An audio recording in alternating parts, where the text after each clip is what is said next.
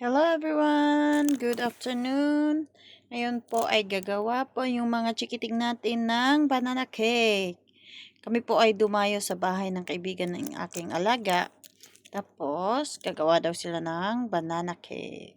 Ayan, minasa-masa na nila yung minash na nila yung bananas. There is 3 bananas in it. So, 3 banana po ang ginamit dyan. Ayan, may sugar, may eggs, may flour. Pero yung flour po, andyan na po yung flour mixture na baking powder and baking soda. Ayan. Kasi interested naman tong mga dalawang chikiting na to na gagawa ng banana cake. Sinama na namin sila na gumawa ng banana cake. Sa bahay po ng kaibigan ng alaga ko. Ayan. So, pagkatapos i-beat yung egg, ilagay yung sugar, i-beat po silang maigi para mag-caramelize. Then, after ng sugar, ilagay po yung oil. Yan, dito ko natutunan kung paano step-step na maglagay ng ingredients ng banana cake. Okay? Tapos, yan. Tapos, pagkalagay ng pagkalagay ng oil, i-beat ulit yan para mag-mix sila.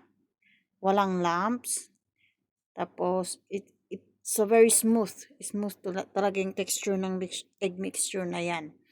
Tapos, pagkatapos niyan, ayan, ilalagay yung flour sa shifter para ma-shift siya kasi may mga lumps siya. Tapos, para pag yung final product is so very good. Wala kang pagsisisihan dito. Tapos, minsan kasi yung flour natin may ingredients na hard. Parang, minsan nga may mga doon, ganun. Kaya ginaganyan para makita kung it's good or not. Yan, tapos pagkalagay yung flour sa egg mixture, i-mix ulit, i-beat natin ulit para mag-cooperate po sila. Then, pagkatapos ng yan, ilagay na yung bananas, mashed bananas. Then, pagkalagay sa mashed bananas, i-mix ulit yan para mag-mix yung flour and the bananas. And then kasi dito ang nagamit dito is 3 banana. Tapos parang hindi siya liquidized. So ang gusto po nating texture dito is medyo liquid siya pero hindi masyadong liquid. Yung tamang texture lang po siya. Kaya ang ginawa po namin dyan, linagyan namin ng milk. Kung wala po kayong milk, pwede po yung water. So, ayan, dinagdagan po natin yan ng milk. Tapos, i-mix ulit natin yan. Yan, guys. Pwede nyo po itong gayahin, guys. Maganda talaga yung outcome nito. Tapos, i-mix ulit siya para yung texture niya talaga makikita mo na parang liquid siya.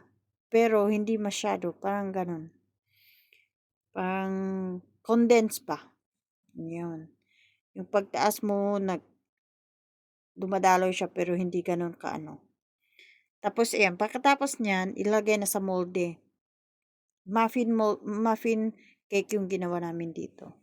Ilagay namin sa muffin molde ng muffin. Ayan. Tapos, ibibake po yan ng 15 minutes. 180 degrees Celsius. 15 minutes preheated oven. Ayan. Tapos, linagyan pala namin yan ng toppings na chocolate kasi nag-request yung isang chikiting na gusto niya ng chocolate. Kaya, ayan, naka-oven na po siya mga kababayan. Ayan, so mag-antay tayo. Tapos, ito na, final product na. Ayan. Ang masarap po siya, guys. Malambot na. Talaga siya, muffin. Thank you.